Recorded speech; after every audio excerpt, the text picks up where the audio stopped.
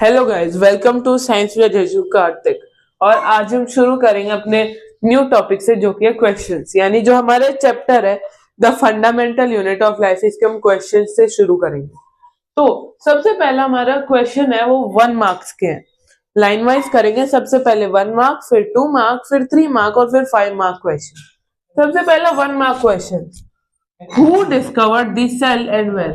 Cell किसने discover किया था और कब किया था? तो cell was discovered by Robert hook.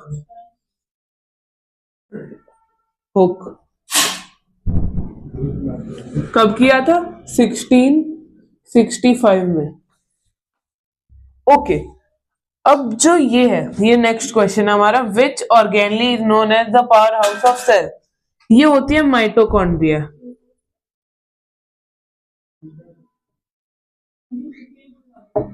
अब देखो, ये इस क्वेश्चन के आंसर में तो नहीं है, पर फिर भी इसे पावर हाउस क्यों बोलते हैं? क्योंकि ये रिस्पॉन्सिबल होती है एटीपी जनरेशन में। एटीपी यानी एडेनोसिन ट्राइफॉस्फेट, जो कि एनर्जी करेंसी है सेल की। आई होप ये आपको क्लियर होगा। अब हम आएंगे 2 मार्क्स क्वेश्चंस पे।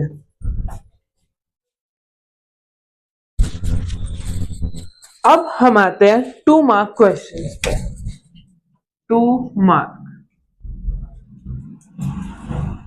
तो अब इसके अंदर 2 क्वेश्चन है। What is cell? Why is it called as fundamental unit of life? तो फर्स्ट ऑफ ऑल इसमें 2 क्वेश्चन, इस क्वेश्चन के भी 2 पार्ट्स हो गए। सबसे पहला सेल क्या होता है, दूसरा कि उसे फंडामेंटल यूनिट ऑफ लाइफ क्यों बोलते हैं। सबसे पहले सेल क्या होता है? स्मॉलेस्ट स्ट्रक्चरल and functional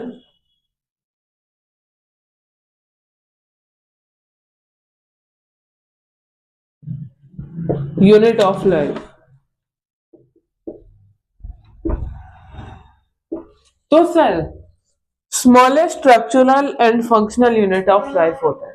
ठीक है, इसका क्या मतलब है कि ये फंक्शनली भी और स्ट्रक्चरली भी सबसे स्मॉलेस्ट यूनिट होती है लाइफ की, यानी लिविंग ऑर्गेनिजम्स में।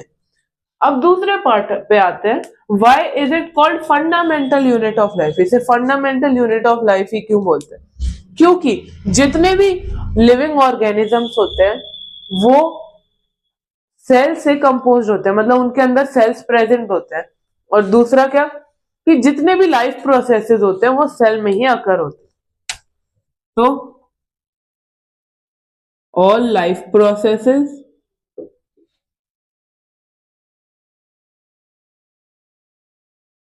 अकर इन इट। ठीक है, मैं ये पॉइंट वाइज लिख रहा हूं, मतलब इसको फ्रेम आपको करना है। और दूसरा क्या, all life processes occur in it. दूसरा कि all living organisms are composed of cells. Living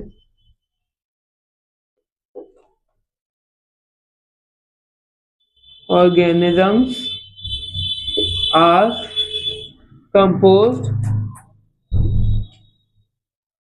of it। दूसरा question, write any 2 functions of the cell membrane।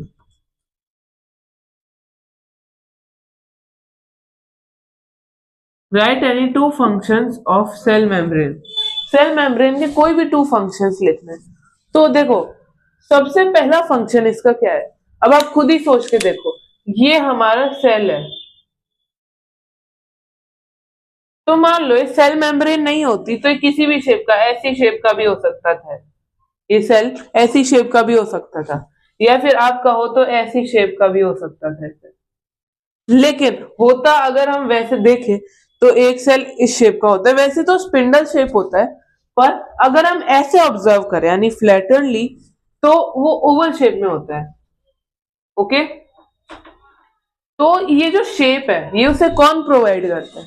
ये शेप उसे प्रोवाइड करती है सेल मेम्ब्रेन। और दूसरा सेल मेम्ब्रेन का काम उसे शेप भी देती है। और मान लो उसके अंदर जो सब्सटेंसेस है, मान लो उस पर लेयर नहीं होती, तो वो लिक्विड क्या, वो तो उसके बाहर ही निकल जाता, वो एक दूसरे से अरेंज्ड ही नहीं होते। तो एक तो शेप भी देती है, साथ में उसके अंदर जो सब्सटेंसेस है उन्हें भी संभाल के रखती है, यानी साइटोप्लाज्म को बाहर नहीं आने देती। और तीसरा, वो कंट्रोल करती है कि उसके अंदर क्या चीजें जाएंगी और क्या उसके बाहर आएगा। फॉर एग्जाम्पल, मान लो मैंने उसे पानी में रख दिया, अब अगर उसके अंदर पानी जाएगा तो ब्लास्ट हो जाएगा।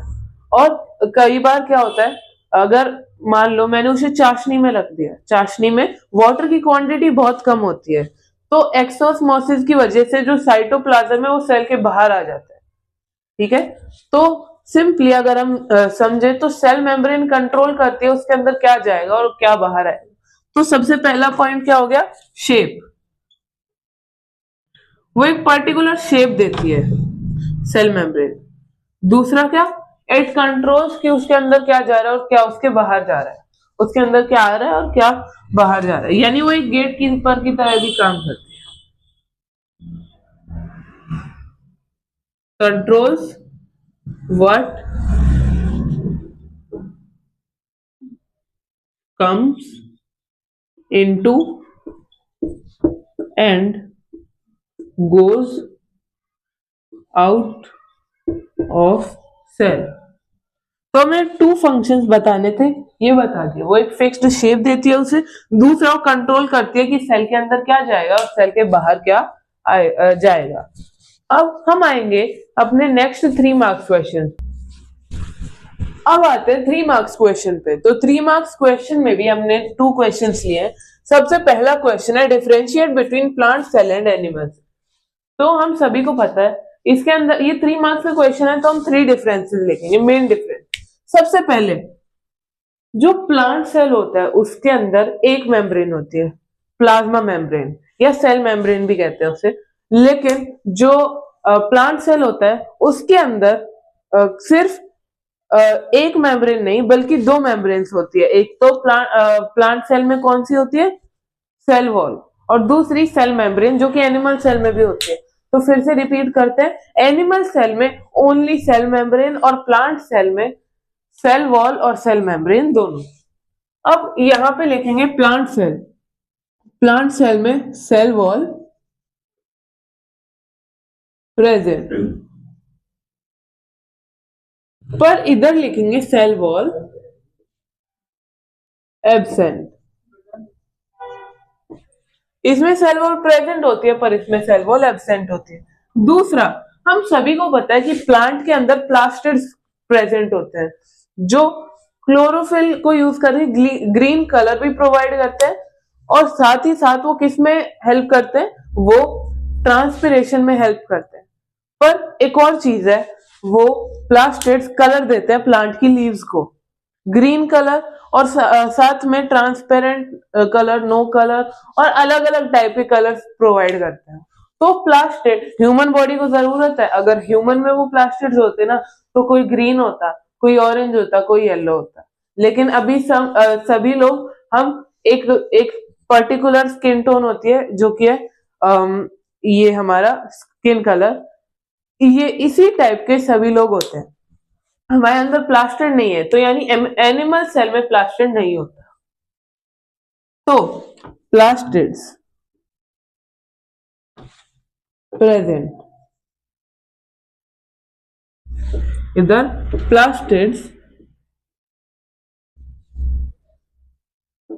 Plastids are absent. ठीक है, अब देखो इसमें सेल वॉल एब्सेंट होती है, इसमें सेल वॉल प्रेजेंट, इसमें प्लास्टिड्स प्रेजेंट, इसमें प्लास्टिड्स एब्सेंट। अब देखो हम जो ह्यूमंस है, हम स्टेशनरी नहीं होते। स्टेशनरी का मतलब क्या होता है, जहां से हम ये सामान लाते हैं, नहीं। स्टेशनरी यानी एक पर्टिकुलर जगह पे फिक्स। हम ह्यूमंस फिक्स नहीं होते, हम चल सकते हैं, हमें हमारे पास लेग्स है, जिस वजह से हम अगर हमें खाना खाना हो तो हम कहीं पे भी जाके खा सकते हैं। हमें प्यास लगी है तो हम कहीं पे भी घूम के पानी ढूंढ के और अपनी प्यास बुझा सकते हैं। पर प्लांट्स, क्या उनके पास पाँव है? नहीं, उन्हें तो एक पर्टिकुलर जगह पे, एक लैंड पे फिक्स होना पड़ता है, और वो इधर उधर घूम भी नहीं सकते, तो उन्हें हार्श एनवायरनमेंट सर्वाइव करना पड़ता है और कई सारी चीजें। तो उनको अपने अंदर खाना स्टोर करना पड़ेगा। मान लो जैसे कैमल होता है, हम सभी को पता है वो क्या करता है एक बार में जब उसे पानी मिलता है तो कई सारा स्टोर कर लेता है और फिर महीनों तक पानी नहीं पीना पड़ता उसे। सिमिलरली प्लांट्स चल नहीं पाते तो उन्हें कभी भी खाना मिलता है तो वो अपने अंदर स्टोर करना पड़ता है उनको, तो इसलिए उनके अंदर वैक्यूल्स होते हैं। पर हमारे अंदर हमें वैक्यूल्स क्यों चाहिए, हम तो जाके खा सकते हैं ना कभी भी। इसलिए हमारे जो सेल्स होते हैं उनके अंदर या तो वैक्यूल नहीं होते, और अगर होते भी है तो बहुत छोटे छोटे और कई सारे होते हैं। ओके, आई होप ये आपको क्लियर होगा। तो यहां पे भी पॉइंट लिख देते हैं, लार्ज वैक्यूल, यहां पे आएगा स्मॉल और नो वैक्यूल।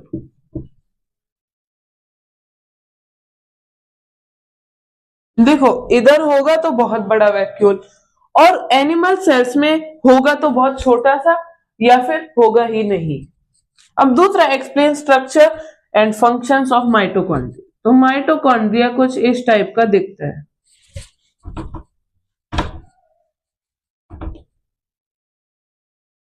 माइटोकॉन्ड्रिया में टू मेम्ब्रेन्स होती है, एक तो ये इनर मेम्ब्रेन और एक ये आउटर मेम्ब्रेन। जो आउटर मेम्ब्रेन होती है वो तो स्ट्रेट होती है, पर इनर मेम्ब्रेन फोल्डेड होती है ताकि क्रिस्टल फॉर्म हो सके। अब यहाँ पे कुछ छोटी छोटी चीजें प्रेजेंट होती है और कई सारी माइटोकॉन्ड्रिया हमारा, यहाँ पे डॉट्स बना देते हैं। ओके, आई होप ये आपको क्लियर होगा। ये हमें ये कर लिया, और साथ में इसका स्ट्रक्चर तो डिफाइन हो गया। ये इसकी डबल मेम्ब्रेन, ये डबल मेम्ब्रेन बाउंड स्ट्रक्चर होता है।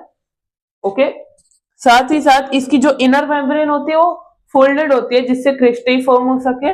और साथ में अब इसे फंक्शंस की बात करें तो इसका फंक्शन होता है एटीपी जनरेशन।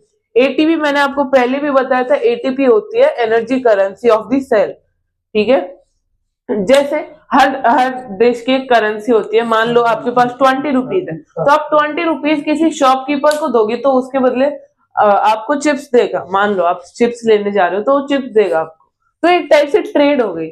सिमिलरली ये एनर्जी की करेंसी होती है। ओके, आई होप ये आपको क्लियर होगा। हमने क्या क्या डिस्कस किया, एटीपी जनरेशन,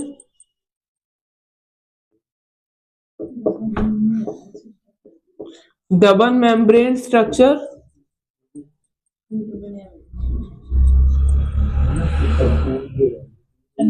जिसमें से भी inner membrane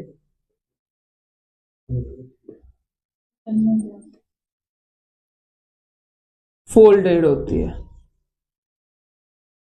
inner membrane folded होती है, ये डबल मेम्ब्रेन स्ट्रक्चर होता है और ये एटीपी जनरेशन करता है। और एटीपी जनरेट करता है जो एनर्जी करेंसी होती है। इस वजह से इसे पावर हाउस भी कहा जाता है, क्योंकि पावर हाउस हमारे जो आसपास जो भी पावर हाउस होते हैं उसमें क्या होता है, उसमें इलेक्ट्रिसिटी जनरेट होती है। सिमिलरली ये एक टाइप से एनर्जी जनरेट कर रहा है। एनर्जी, इलेक्ट्रिसिटी भी एक फॉर्म ऑफ एनर्जी होती है। सिमिलरली जैसे ये एनर्जी मतलब इलेक्ट्रिसिटी जनरेट करता है पावर हाउस, तो सेल का पावर हाउस क्या जनरेट करेगा, एनर्जी। अब हम आएंगे अपने लास्ट क्वेश्चन पे जो कि है 5 मार्क क्वेश्चन। अब आते हैं अपने क्वेश्चन पे। तो हमारे 5 मार्क्स के इस में एक ही क्वेश्चन है, describe the structure of nucleus also explain it's functions. यानी हमें न्यूक्लियस का स्ट्रक्चर भी बताना है और उसके फंक्शन। तो उसका डायग्राम बनाते हैं सबसे पहले। ये हमारा न्यूक्लियस, ये इसके ऊपर का न्यूक्लियर मेम्ब्रेन। ओके, इसको एक बार ड्रॉ कर देते हैं।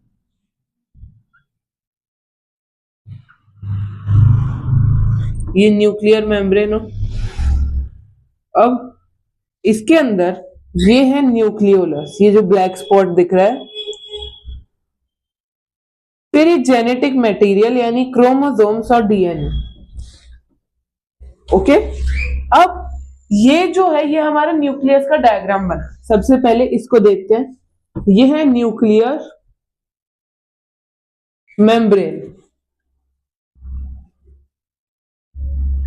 ओके, ये इसके बीच में ये पोर्स है, इसे बोलते हैं न्यूक्लियर पोर।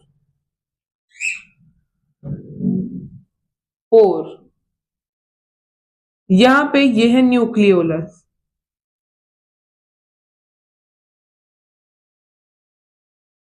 ये हमारा क्रोमेटिन नेटवर्क।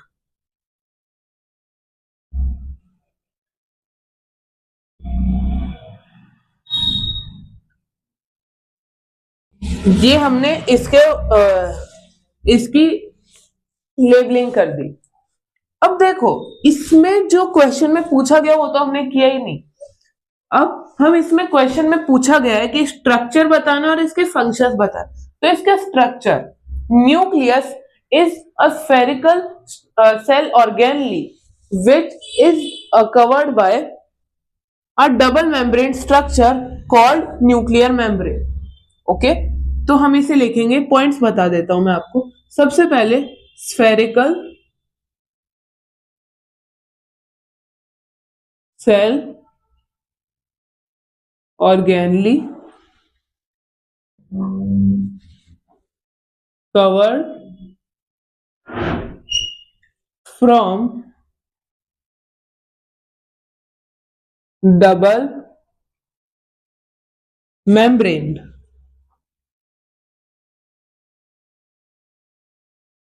स्ट्रक्चर्स।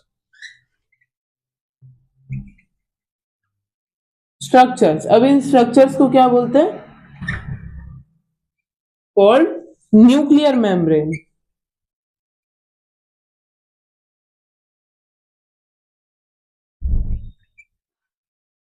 अब ये जो बीच बीच में जो पोर्स दिख रहे हैं आपको, ये बीच बीच में जो होल्स है, ये होते हैं न्यूक्लियर पोर।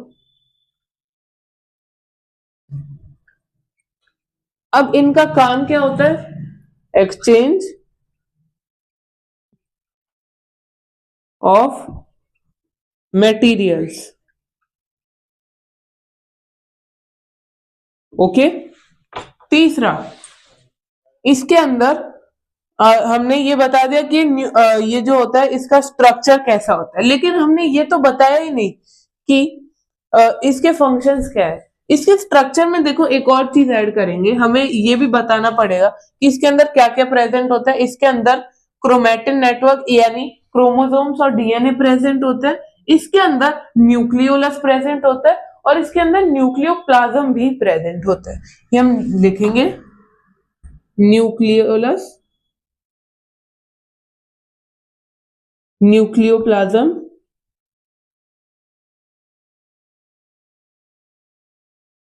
न्यूक्लियोप्लाज्म और डीएनए, या फिर आप कह सकते हो chromosomes.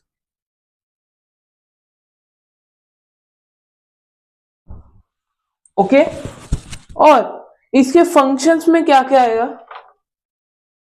Functions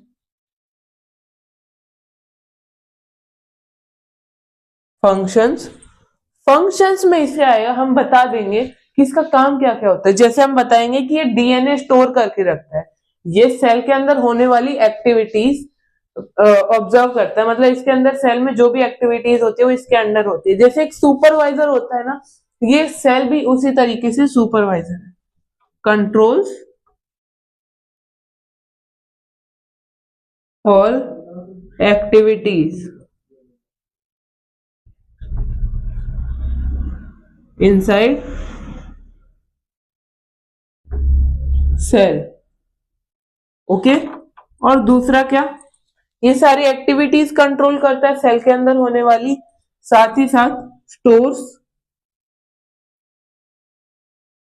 DNA, stores DNA, DNA भी स्टोर करता है। आई होप ये आपको क्लियर होगा। अब यहाँ पे हमारे क्वेश्चंस फिनिश होते हैं। हमने सारे टाइप्स के क्वेश्चंस किए, 1 मार्क, 2 मार्क, 3 मार्क और 5 मार्क। आई होप ये सब आपको क्लियर हो गए होंगे, और नेक्स्ट वीडियो में हम स्टार्ट करेंगे विद अ न्यू चैप्टर जो कि है tissue. And till then bye bye.